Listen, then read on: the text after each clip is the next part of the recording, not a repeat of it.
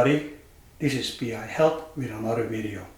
This time we're going to be discussing the spirit world. Does it exist or not? Well, at the end I will try to give an answer whether or not the spirit world does exist or it doesn't exist. So let's take a look at this whole entire little table here. Well, every aspect of it that I'm going to be discussing can be Googled and can be verified through Google, and some of them are very high quality. So what we have here is aura photography. Aura photography is not your spirit world, number one. Number two, this particular aura photography was done in 2007. This one was done in 2025, so there's about quite a few years after. As you can see, the aura photography here, this is simple Kernan photography. This is yellow. On this one, it was done on station 501, and this is blue.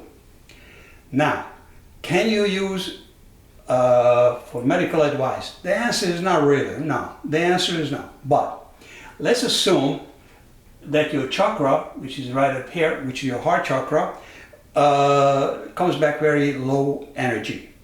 All right, it's a good idea. Let's say it comes back 35. It's a good idea to visit a cardiologist or your family doctor at first, and then perhaps with your cardiologist, they can do a stress test, they can do an echocardiogram, they can do a nuclear stress test, they can do an EKG, make sure there is no regurgitation, the valves are working properly, etc., so that the heart muscle and the heart structure is all intact and its own system is functioning properly. So, can you see aura? The answer is no. Why? Because human vision is between 400 and 750 Hz. This is below that. This is approximately about 800, 850. So no, you cannot see it. But it has certain traits to it. So, and personality traits to it. So let's look at it for a second. Blue and yellow. Well, I'm going to just read the blue one. The blue one, actually, it says right here, caring, sensitive, loving, helpful, loyal. Okay, that's from 501 station. So yes, it has certain personality traits. Absolutely correct. So let's look at indigo children and crystal children. Indigo children has a tendency to be autistic. Not all, wait a minute, I didn't say all of them, I said has a tendency. Crystal children have a tendency to be very, very sensitive. Their personality and their spirituality, very sensitive. Now, we're going to go, whether is it inborn or is it acquired? Well, the jury is still out on this one. Let's say you have a healing hand. What is the healing hand? The healing hand is actually can step into your aura, and when they step into your aura, it can enhance your aura. And yes, you can take a picture of that. Acupuncture, if it's very low energy, yes, the energy can be enhanced because it's Chinese medicine, and with the acupuncture plus the Chinese medicine, they can enhance it, and yes, you can take a picture of it. Absolutely correct. Transplant patient, let's say a heart and a kidney transplant patient. Yes, we know that the heart transplant patient or a kidney transplant patient or any transplant patient, what happens is it takes up a trait of an individual that they received the transplant from. And yes, you can take an aura photography of that. Now, blood transfusion, that's an interesting one, right there. Yes, it has a tendency to be reddish brownish in color. Street drugs user has a tendency to be white color. Now, what about the phantom pain? That's an interesting one. Yes, you can take pictures of phantom pain. What is phantom pain? Let's say you're losing your arm or you lost your portion of your arm. The electron transport system, the chain, actually outlines the lost limb. Electron transfer system, yes, you can take a picture of that through aura. two fingers between lovers, what happens? Okay, either you have two fingers or you take your palm. What will happen is they don't touch each other, but it's separate. And when it's separate, what will happen? The aura is going to be one, not two specific aura. Only one becomes one aura. The navel chakra is right up here. Yes, what will happen is between two lovers, the energy will flow through the chakras, and yes, you can actually feel it also. And providing the energy is strong enough, yes, it is. And then the energy that it goes through the navel chakra, yes, you can actually feel it between two lovers. I mean, that is a very interesting one right here, between two lovers. Now we're going to come to the spring here. Spring usually takes place in the modern area about 15 degrees. What we have here, we have frequency, heat, and we have the honeybee.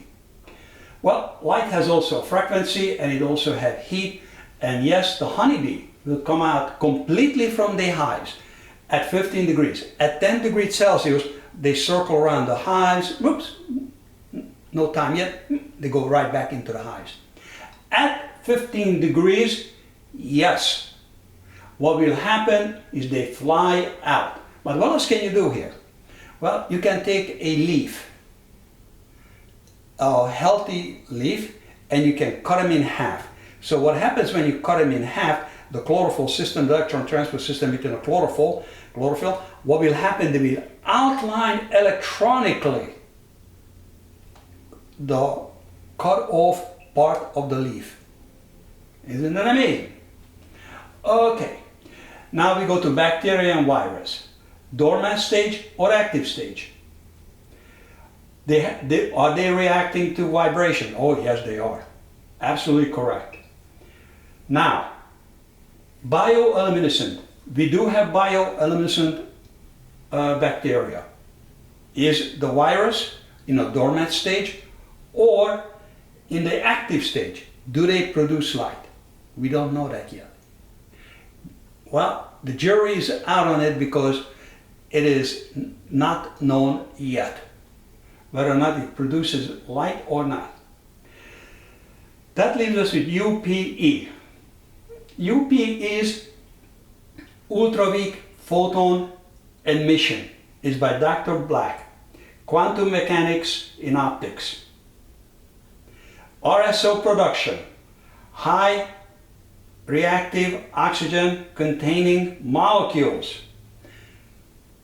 That's where UPE comes from at a light source. It is very, very minute light source.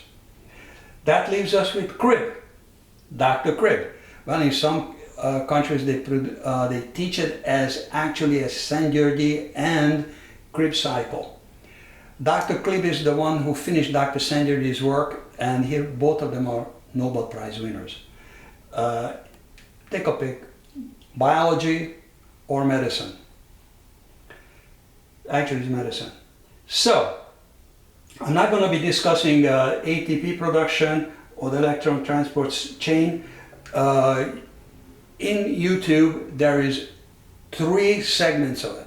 Short, medium, and long version. The long version is approximately about 3 hours long.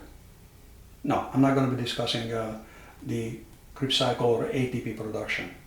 But this is what it is, right here. So the human being also has light and also has energy and also has these photographies that you can actually take of it. Oh yeah. So, what else we have here? Well, we have earthing here. Earthing is actually grounding yourself. Because the human being is producing electricity, because that's what we are, producing electrons. C-reactive protein has a tendency to be very high if your body voltage is high. But can you measure it? Yes, you can. How can you measure it? It's very simple. This one is a very, very fancy voltmeter. And with this particular fancy voltmeter, yes, you can measure your body voltage.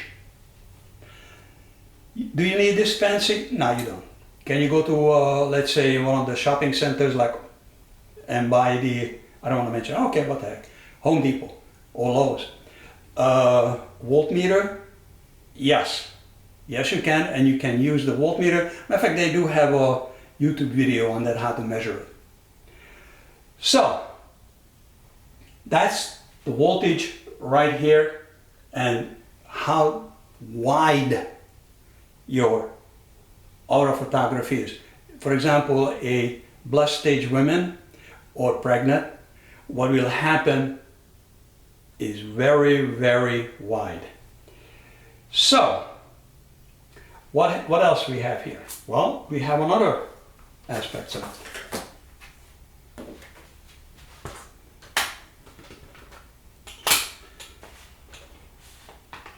We have this little chart. 3 levels of thinking. Well now, 3 levels of thinking is 1, 2, and 3. Linear thinking. Linear thinking is descriptive. Descriptive simply means that I'm describing it. I'm describing, for example, it comes from the Bible, phenomenal or phenome or extraordinary, or for example, the Bible, the fruit of the Spirit, it is 5:22-23. Descriptive. Let me give you an example of what descriptive is. Let's say I'm describing my wife, why she's extraordinary or she's phenomenal. Okay, the term phenomenal, it's a Greek terminology, it comes from Greek. What it is, okay, she's fantastic cook, she's incredibly clean. When it comes to the grandchildren, they cannot do anything wrong, she becomes a lioness. End of a story. Case closed on that. Don't even think about mentioning anything bad about grandchildren. No, that's not going to happen. Because you're not going to make it alive. Out of the house. Period. So, descriptive end of it.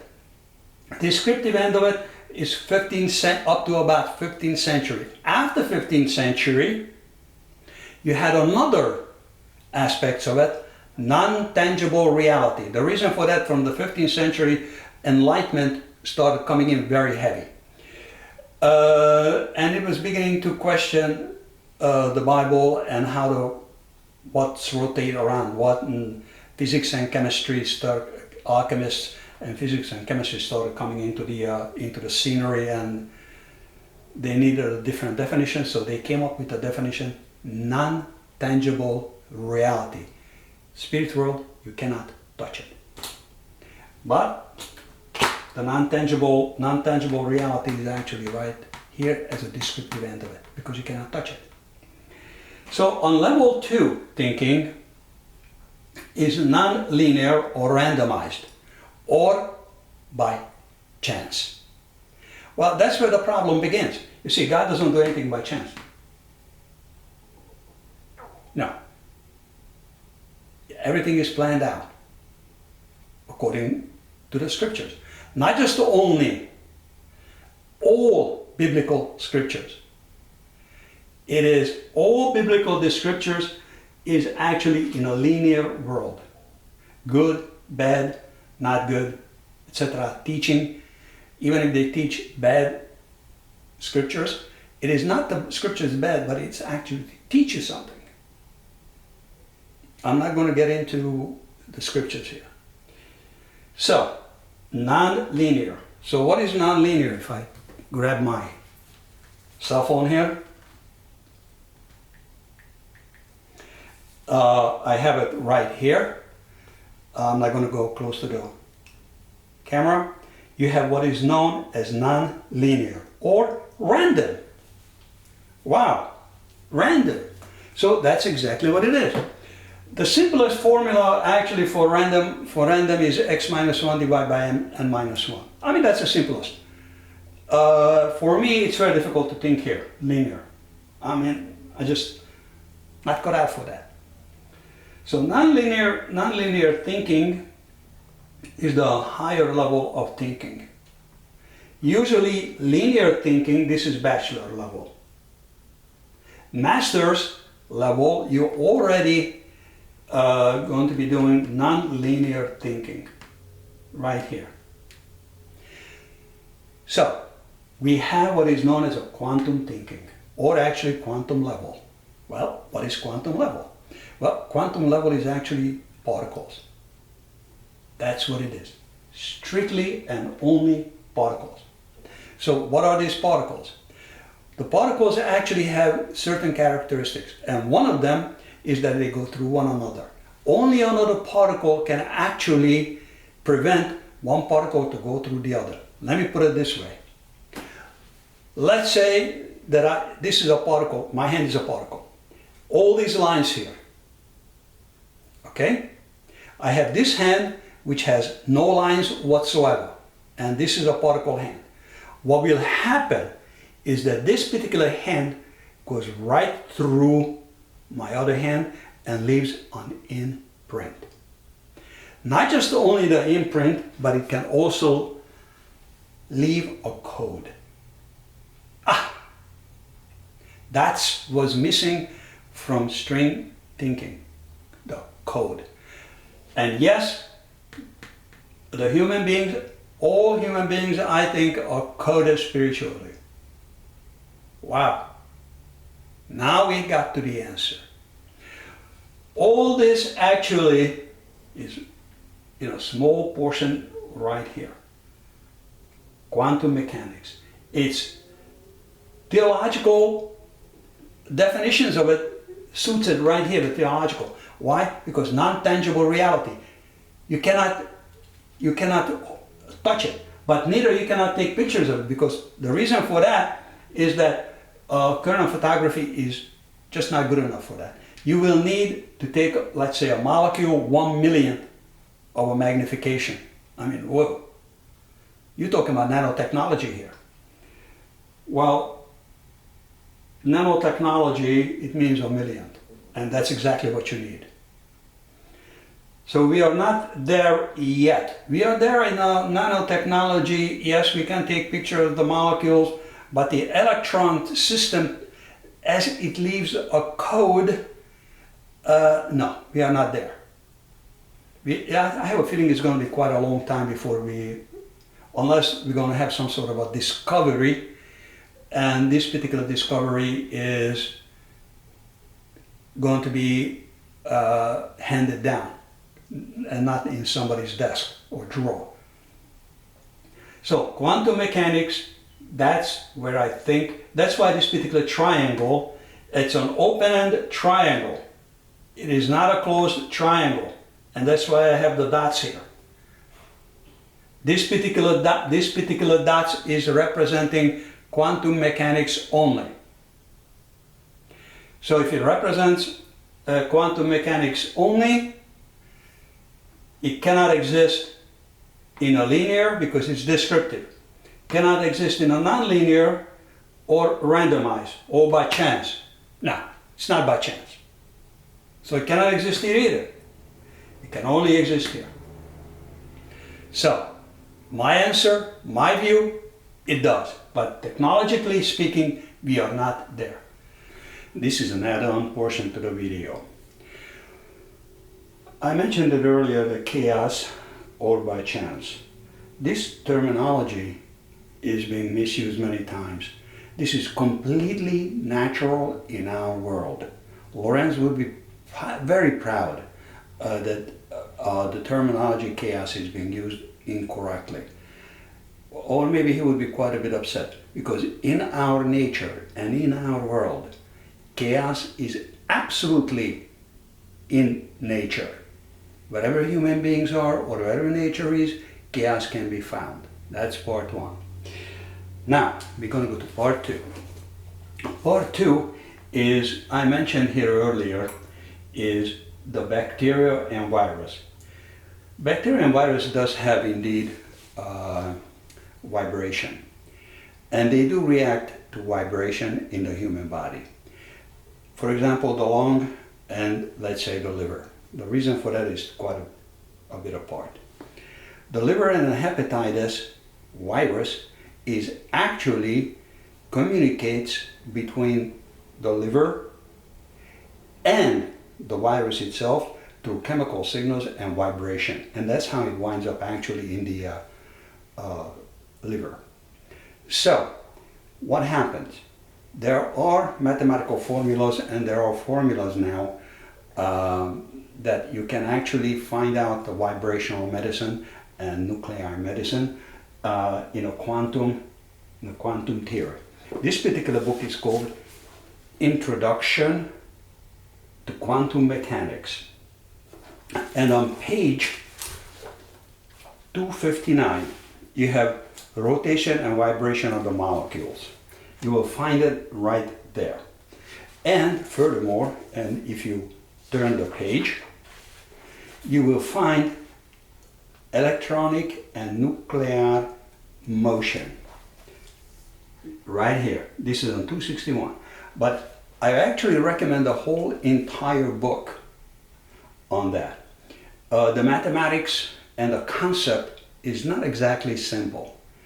It is quite high, the mathematics, but it will give you a much better understanding what we're talking about here in quantum mechanics and particles. This is just an introductory book, but it can be very, very useful in understanding. Now with that, thank you very much for listening, and have yourself a wonderful day.